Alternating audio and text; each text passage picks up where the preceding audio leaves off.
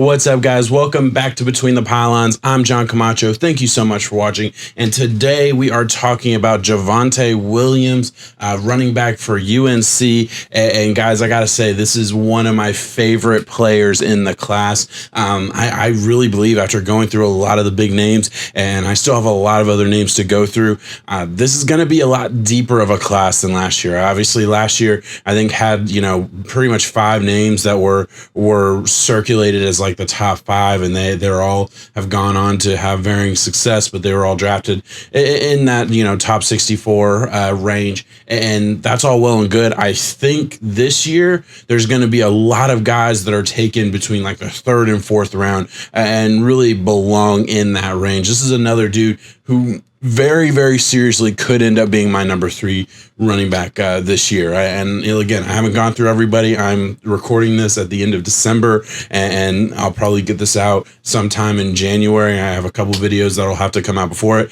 but I just couldn't wait to talk about Javonte Williams here. But with all that being said, let's get to the film, and then we're going to talk skill tree, and we'll move on from there. So let's get to the film portion of this video right now. And when we talk about Javonte Williams, I really think he can do it all. This first clip here, you're going to see great vision, great ability to avoid a downhill tackler that kind of had a free shot at him. Very smooth ability to avoid him and get upfield. Turns what easily could have been a tackle for loss into a 5-6 yard gain. Also is able to put his shoulders down, put his head down, and churn out some tough yardage at the end there. I absolutely love that type of play. Here again, you're going to see very similar. I really love his ability to avoid the first tackler at the line of scrimmage. He has great vision, great patience, great running between the tackles. You have to love that. Really just makes one dude completely whiff and pretty much gets around another dude. Easily could have been a tackle for loss, tackle for, minus 2-3 yards. Turned it into a positive game for 2 yards. If you watch this channel, if you subscribe and watch a lot of my draft profiles, especially on running backs, you'll see how highly I value that. I think that is so important because it's not always going to be pretty in the NFL. It's not always going to be easy. I want to see how you can churn out these tough yards between the tackles. All right. So that's the first thing. Then we talk about the next level. Is he a home run hitter? I absolutely believe he is. This play in particular is a great example of his home run hitting ability. And right here, you'll see kind of has to avoid a tackle. He's so smooth after his cuts. I mean, just really doesn't lose a ton of speed after the cut, able to get to the edge. And once he does get out into open space, you can literally see in real time where he kicks it into the next gear and is just off to the races. Right here on this play, again, I think this play right here, look, I usually try to avoid highlight reel plays, and I know I'm showing 2 against Miami. He absolutely torched Miami. Miami really got destroyed by the running backs all year, so take that with a grain of salt. But just this play, I think, shows every single thing that he's good at, right? So watch this. First, he displays really good vision and elusiveness to avoid the tacklers in the hole and to bounce it outside. Then he shows amazing agility to hurdle this dude without really even breaking a sweat. Like, it doesn't look like it slows him down at all, which is incredibly impressive to say the least. And then he displays his hard-hitting power back ability by running through another tackler. And to finish it off, he again shows great agility, great ability in the open field by pulling out a spin move on the sidelines to get another 5-10 yards at the end there. Absolutely amazing play. I understand it's a highlight reel play. Like I said, I had to put it in here because, as I said, this displays every single aspect of Javonte Williams' game that I absolutely love. And then here, again, against Virginia Tech, just to show his power, just to show that look, he has the ability to break it long, and he has the ability to really punish defenses in a lot of different ways. So obviously, I showed you his game breaking ability, but he also has this ability to run between the tackles, lay down his shoulder, and just churn out tough yards, 3-4 yards. You have to love that. I really believe this dude is the full package. And then this right here, this is the icing on the cake. We're going back to Notre Dame, a couple clips I showed you earlier. This isn't like a great play or anything, obviously, but look at the running back coming out and attempting to catch a ball. Look at this. Puts this dude on skates. Play that again. Puts this dude on skates, and then obviously the quarterback has to just airmail a ball. Gave him absolutely no chance. Look at that. Oh, God, it would have been a great catch. Wasn't able to bring it down. You don't ask running backs to bring that down. That's not his fault at all. Yeah, just absolutely awesome. I got to say, there's no glaring flaw when it comes to Javonte Williams. There's no like one thing that I am nervous about. There's no one thing that I'm like, he's great, but that's a really, really good starting point when we talk about a running back. And then let me just show you his skill chart so we can kind of get into that right now. Here we go. So vision at 5.6, that's definitely a positive grade. There were a couple small things. I think when I went through it, obviously this is just an overview, so I don't get super in depth.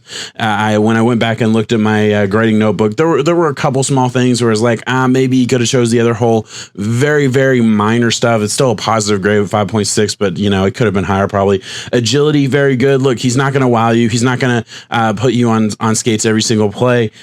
But as I showed in those clips, I think he has plenty to get it done. And honestly, at 5.6, I think that's a little low, and I might consider even bumping that up a little bit. Really, his only negative trait, 4.5 is usually the baseline. If it's under 4.5, it's considered a minus, and if it's above 4.5, it's considered a plus, and then it's obviously varying degrees of plus and minus. So short area quickness at 4.2, I thought it was lacking at times, right? I think that's going to be the biggest reason if he ends up, struggling in the NFL, or if he ends up falling in the draft. I think it will be because coaches and GMs look at his explosiveness in the first couple yards. The second he gets the ball, second he has a chance to burst upfield, it's not special. It's not bad by any means. A 4.2, like, it's negative, but it's really close to baseline. So it's not a huge issue for me. I really don't think it's like a glaring flaw by any means. I actually think I probably could have made it a positive grade and been okay with it, but I kind of had to nerf his grade a little bit because, I think that if there was one flaw, that would be it.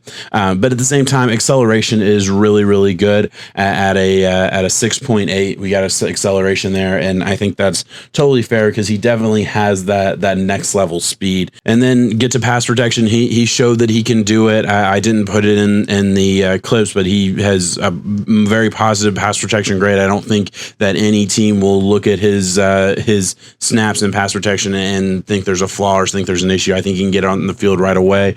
Power, I think he showed many times that he can run with great power and determination. A good pass catcher out of the backfield. Wasn't asked to do it a ton at UNC, but when he was asked to do it, there was absolutely nothing I saw that made me think he couldn't be catching 50 to 60 balls in the NFL if he was asked to do that. Moving on, patience. I thought he ran with pretty good patience. Was the ability to break tackles was definitely a plus grade. He was great in open field, as you saw a couple times. Pad level and balance, I was just amazed with. I loved the way he ran, and I meant to actually talk about it in the film portion. I didn't, but how he, if his legs were right here, it felt like his body was always leaning forward, right? And that's something you see from like Derrick Henry's a great example of having great balance and always leaning forward and always kind of being ahead of his feet a little bit. Javonte Williams, I feel like, is the exact same way. Awesome ability to do that. All in all, I am so excited about this player, and I'm actually kind of nervous. I really am. This is like a very high grade for a guy that I didn't think I would have a high grade on when I started watching him. I just kept watching, and I kept thinking, wow, this dude's awesome. Wow, that was a great play. Wow.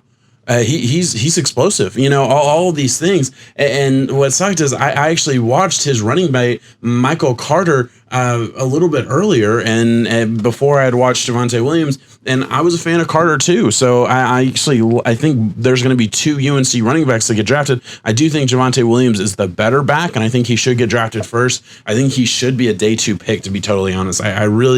I don't see how he wouldn't be. And, you know, maybe I'm missing something, but I don't think I am. I'm going to be honest. I'm going to put my money where my mouth is right now. I believe Javonte Williams is a day 2 pick in the 2021 NFL draft. He has already opted out of his bowl game. I think that was a good call. I think this dude has the ability to be a every down back in the NFL. I am incredibly excited for Javonte Williams. And I'm going to be honest, I have found a lot of guys that I'm excited about in this draft class. I think this running back draft class is surprisingly deep. It was more deep than I really expected coming into my process. I knew a handful of names, and I won't get into all of them, but I also knew there's kind of the big 2 and then everybody else. And that's still true so far, but I am just blown away at the level of talent that I think that NFL teams are going to find in the 3rd or 4th round. And it actually kind of makes me sad, because I really believe, you know, because of that,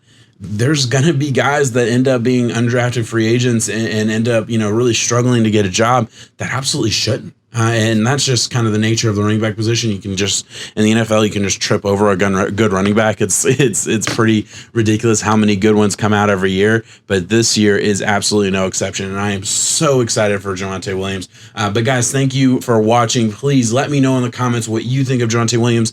Am I too high on him? Look, I am too early from giving my final rankings. And look, there's a lot of other things that are going to go into this. I have a full grading system that I use, and I'm not giving my grades right now because there's still more information that needs to come in. But all in all, I really think he has the opportunity to be my number 3 running back. And right now, if I were to put my final grades out, he would be my number 3 running back. So I am so excited about him. Let me know what you guys think. Please like and subscribe if you're interested in more draft profile videos. I'm going to have 2 draft profile videos coming out every single week, along with a podcast, Between the Pylons podcast. Like and subscribe. Peace out, guys.